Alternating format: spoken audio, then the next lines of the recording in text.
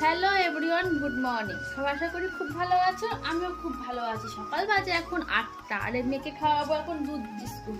আর ওইদিকে মেয়ে এখন খেলছে, কারণ এখন ওর বাবা নেই বাড়ি।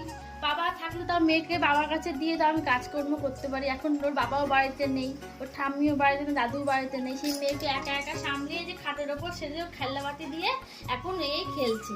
এই সকালবেলা এখনকার সকালবেলা রুটিন হচ্ছে এইটাই ওর।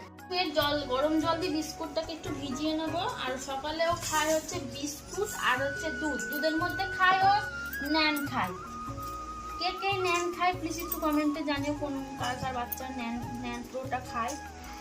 আমার মেয়ের এখন 8-9 মাস বয়স হয়ে গেছে, দিয়ে ওকে এখন এটাই খাওয়ানো হয়। আর 9 মাস পর থেকে ওকে গরুর দুধটাই খাওয়াবো। তা গরুর দুধ খাওয়ালে বাচ্চার কোনো সমস্যা হবে নাকি একটু প্লিজ একটু সবাই জানিও তো, নাকি আরো কদিন পর থেকে দেব। আর এখন মেয়েকে খাইয়ে নিই, দেখা হচ্ছে পরের ভিডিওটা। এখন টাটা।